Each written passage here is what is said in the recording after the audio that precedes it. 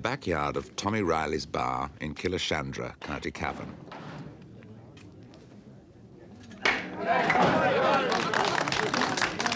Tommy Riley's is the local venue for a peculiarly Irish form of skittles. Instead of rolling balls, the players throw logs cut from the branches of a holly tree.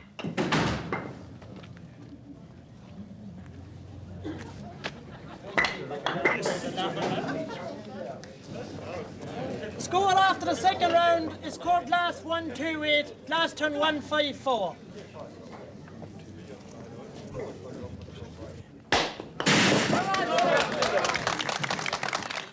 The Corglass team were last year's All-Ireland Skittles champions. Their captain is the man with a pipe, Jim Monaghan. He's a small dairy farmer who adds a little to his income by collecting milk from the other farms in Corglass townland and delivering it to the creamery each day.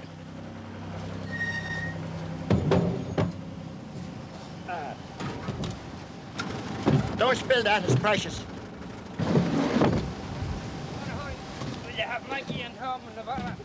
The roads Jim follows wind through some of the dampest terrain in Ireland. This northern part of Cavan contains almost as much water as land, and somewhere within the county there is supposed to be one lake for every day in the year.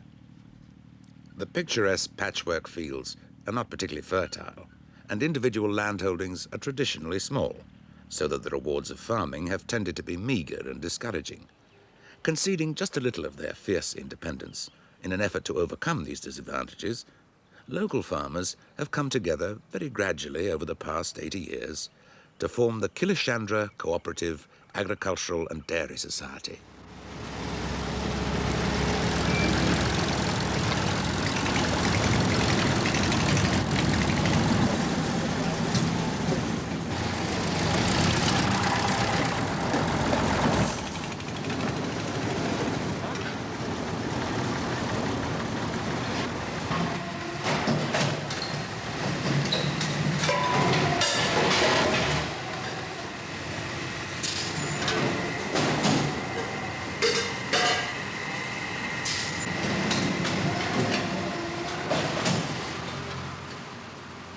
The cooperative's processing plant is in the town of Killeshandra itself, but the society collects milk from 6,000 farmers over an area of 3,000 square miles by means of a network of creamery substations situated in small population centres like Miltown, where a farmer's morning routine often involves dropping his children off at school on the way to deliver his milk.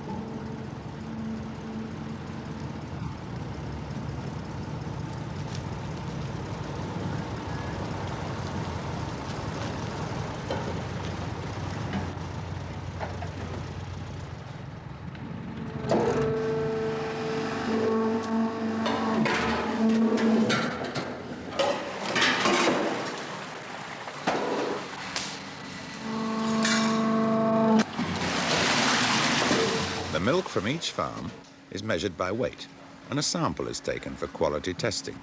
The higher the fat content, the better the price.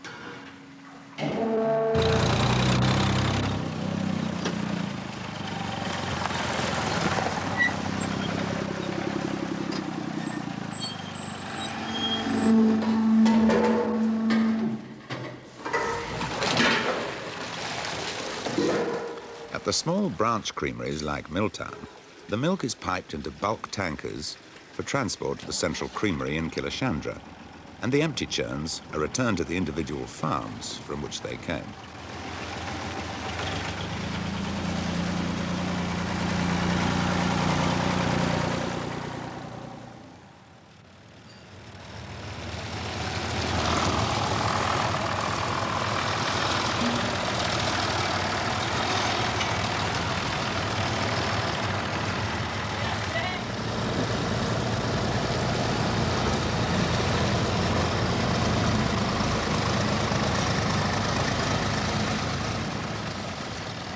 Of the 30 million gallons of milk handled by the Killeshandra Co-op in a year, not a single pint will end up in a bottle on someone's doorstep.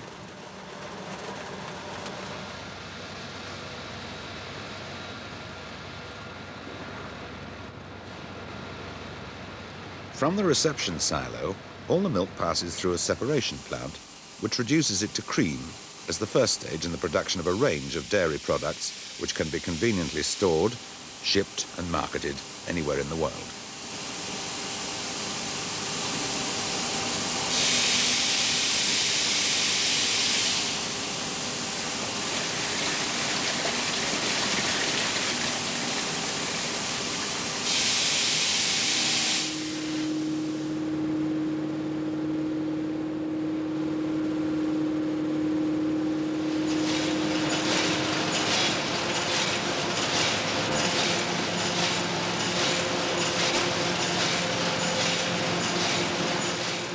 The reputation of Killeshandra Creamery is founded on its butter.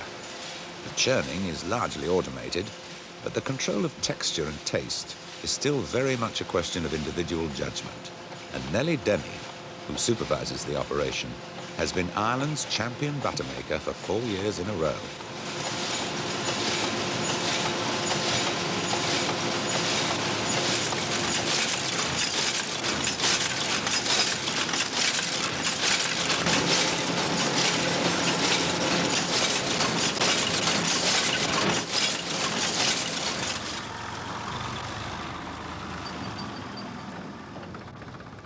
Since it has grown into a substantial industrial concern, the co-op has found it unwise to rely exclusively on butter production.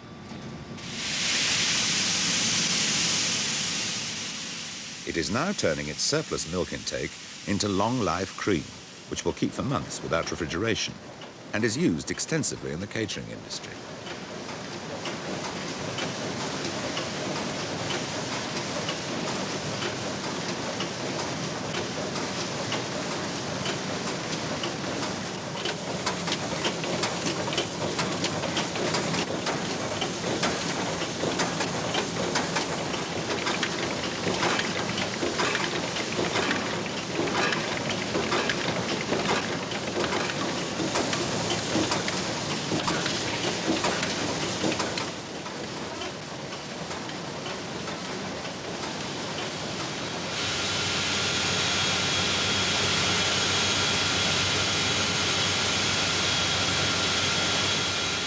The most recent development in Killeshandra is the butter oil plant, which separates and re-separates cream until all that remains is its essential fat content, in a form which resembles liquid honey.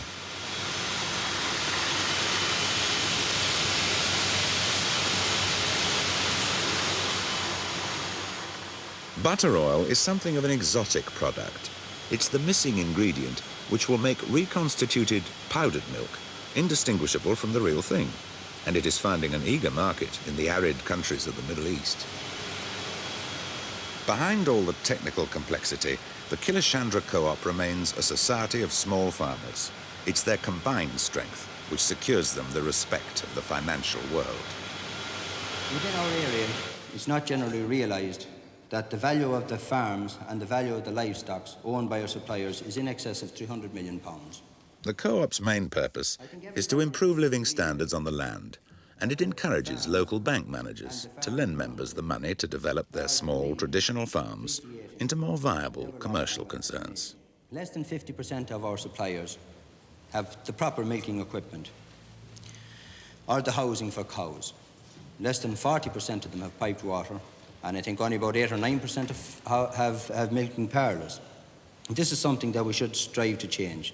And for all the improvements that will be needed, an investment of something in the order of £300 million will be needed over the next 10 years. This is why we are here today, to give to the bank people an insight into what's going on a farm.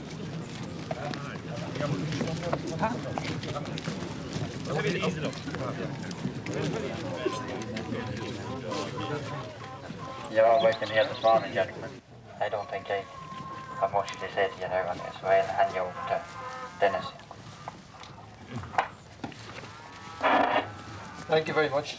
I remember visiting the farm in 1966. There was 18 cows, 3 sows in the board. When Terry took over the planning of the farm, his first objective was to increase cow numbers.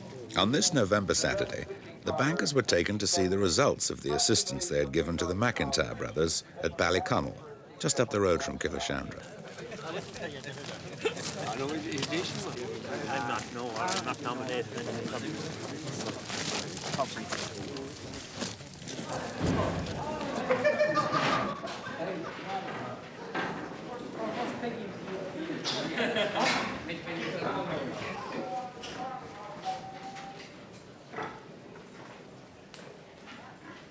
With agricultural policy determined from Brussels, Irish farmers are finding the financial results of their hard work and investment more easy to predict than in the past. It's a development which the banks have not been slow to seize on. Over the last 5 or 6 years, with the advent of the EEC and the increase in the farmers' incomes and that, banks have suddenly wakened up and said, right, this is an end of the economy that we haven't been homing in on, and it's certainly very lucrative. I remember farmers coming in, and when they came to the door of the bank, they took their hats off, and they came in and went down to the manager and said, "Good morning, Your Honour." And this was the type of thing that went on. But thanks be to God, that day is gone. And the farming and banking are now businesses that go hand in hand.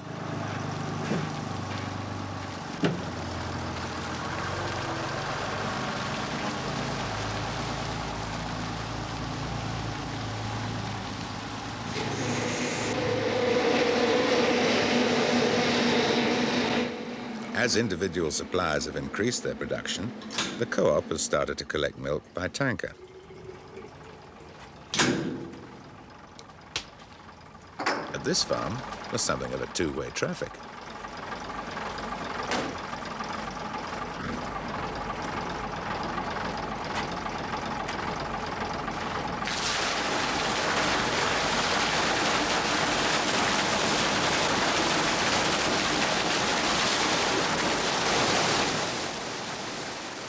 Cream and butter making leave large quantities of skim milk as a byproduct. Most of it is processed to make powdered milk, but surplus skim is used to fatten pigs.